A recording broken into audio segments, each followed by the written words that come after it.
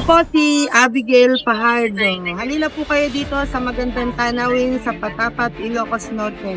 At isa niyo na rin tikman ang aming pinagmamalaking ice scramble shake. Yan yung scramble na bato natin tira, hindi scramble yung iwan.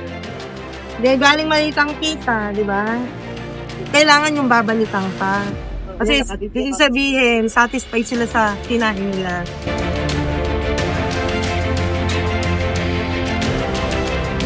Fresh yung pangmasa pero kalidad ang lasa.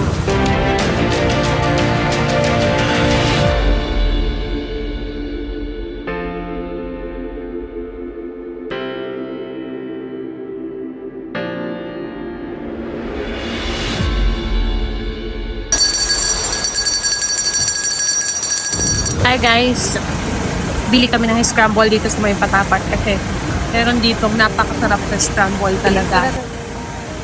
Yung mag-asawa, ito talaga yung literal na scramble na napakasarap. Sila nga.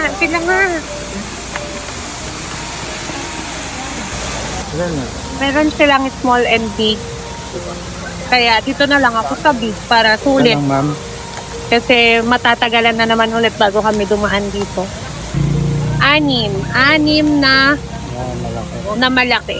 Ito po yung authentic na scramble. Yung timpla niya, yung sinauna talaga. Kung batang 90s or 80s ka guys, makaka-relate ka po dito. Yung hinahalo-halo dito. Dito. Ayaw. Nakatali.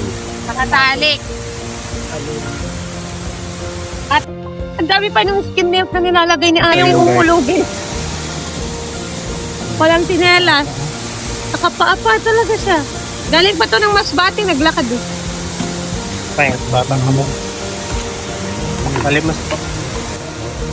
Grabe, no? Beso. Literal. Scramble, oh. Swak na swak ang lasa. Tikman natin yung scramble ni Ate Abby kasi sa amoy pa lang. Ang sarap na talaga niya, guys. Itsura at lasa. Tikman natin.